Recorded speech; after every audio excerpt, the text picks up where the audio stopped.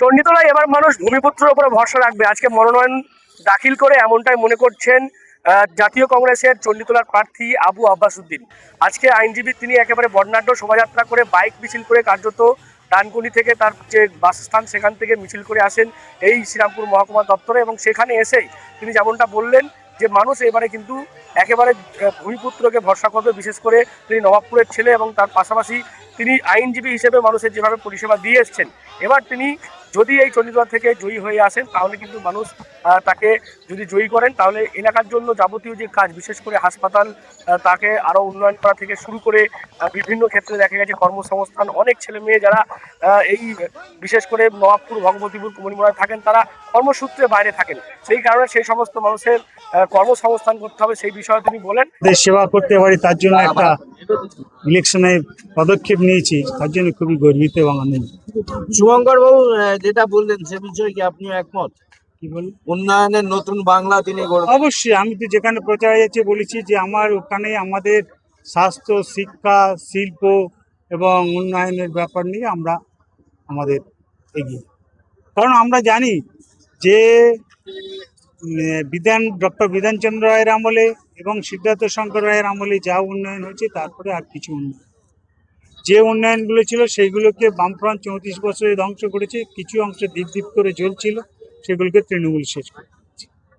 আজকে এই যে পঞ্চায়েত এলাকায় পঞ্চায়েতের মানুষ এত বলে আমরা পঞ্চায়েতের এই কাজ করছি, আরে পঞ্চায়েত আইনটা করে গেল, পঞ্চায়েত আইনটা করেছে 1973 সালে সিদ্ধার্থ শঙ্কর রায় করে গেছে, বাংলাকে উপহার দিয়ে, যার উপহারে আজকে বাংলা মানুষ আর গ্রাম বাংলার মানুষ আজ করবে।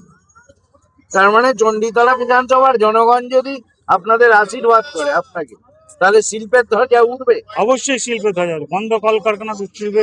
আমার ডানকুনিতে কোল ইন্ডিয়া যেটা বন্ধ করে দিয়েছে, যেটা প্রধান ছিল যে গ্যাস উৎপন্ন, সেই গ্যাসটা রাজ্য সরকারের কেনার কথা কোনো ছিল, কিন্তু সেই রাজ্য সরকার আমাদের এই সরকার ক্ষমতায় এসে বছর দুয়েক আগে থেকে সেইটা কেনা বন্ধ করে দিয়েছে, যার জন্য গ্যাস উৎপাদন করবে ওটা বন্ধ হয়ে যাবে। এখনও তো জিএম বলছেন যে আমার রাজ্য সরকার যদি আসতে এই গ্যাস নেয় আমি সঙ্গে সঙ্গে চালু করে দেব। খাল সংস্কার তৃণমূলের প্রার্থী যখন এলাকায় যাচ্ছেন এলাকার মানুষ ক্ষোভ উগড়ে দিচ্ছে। খুব তো উগড়ে দেবটি, গত 15 বছর ধরে এক জায়গায় যদি আমি বিধায়ক থাকি তাহলে সেই বিধায়ক থাকার ফলে আমাকে এলাকায় ঘুরতে হবে, তো ঘুরে এলাকাবাসীদের কি দাবি দাওয়া সেগুলো জানতে হবে। তো আমি যদি একটা চায়ের দোকানে রোজ এসে বসে চা খেয়ে যদি আমি চলে যাই, যার জন্য ভূমিপুত্র অবশ্যই করছি, এবারে ভরসা ভূমিপুত্রই আশা করছি। মানুষ তো এগিয়ে এসেছে, আপনারাও হয়তো দেখেছেন আমার দিকে প্রচারে গেছেন কিভাবে মানুষ আমার দিকে এগিয়ে আসছে। তারা চাইছে যে আমরা আমাদের ভূমিপুত্রকে চাই।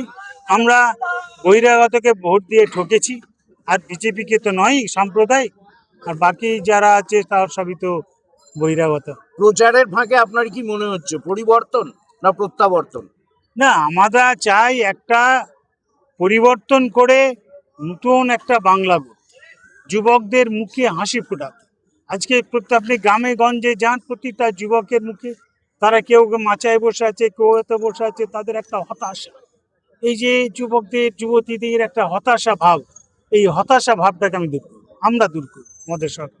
মিছিল করে এলেন, প্রচুর যুবক ছেলেরাও এসছে, এদের জন্য কর্মসংস্থানেও ভাববেন? ভাবো, কর্মসংস্থান নিয়ে ভাবো, যার জন্যই তো আজকে আমরা আজকে এলাকার যুবক সমাজ যেটা তারা বুঝে গেছে যে তৃণমূলের ধাপ্পাটা, তৃণমূল শুধু মুসলমানদের ঘরে ভয় দেখিয়ে, বিজেপি আসছে ভয় দেখিয়ে একটাই করছে, আর মুসলমান সমাজটাকে শেষ করে দিচ্ছে। মুসলমান সমাজটার করছে কি, তাদের ঘরে মদ, বোম, লাঠি দিয়ে তাদের আমরা অবশ্যই পেন ধরবো, আমরা পেন ধরাবো, ব্যাংক থেকে টাকা তুলবে, চেকে সই করবে, অফিস যাবে, বসে বসে অফিসে কাজ করবে। বিশেষ করে নবাবপুর, ভগবতীপুর, কুমনিমোড়ায় থাকেন তারা কর্মসূত্রে বাইরে থাকেন, সেই কারণে সেই সমস্ত মানুষের কর্মসংস্থান করতে হবে সেই বিষয়ে তিনি বলেন। এবং তার যেটা বক্তব্য যে তৃণমূলের প্রার্থী সাথী খন্দকার তিনি বিভিন্ন জায়গায় গিয়ে ক্ষোভের মুখে পড়তে হবে তাকে, কারণ তিনি 15 বছর ধরে এই সমস্ত কাজগুলো করতে পারেননি। এমনটাই আজকে শ্রীরামপুরের মহকুমা শাসকের দপ্তরে মনোনয়ন জমা দিয়ে বললেন জাতীয় কংগ্রেসের প্রার্থী আইনজীবী আবু আব্বাস উদ্দিন। কি বলবেন আপনারা এই বিষয় নিয়ে? অবশ্যই কমেন্ট বক্সে। আর এরকম আরো খবর পেতে নজর রাখুন ডিএনএন বাংলায়। ডিএনএন বাংলা সবার মনে সবার।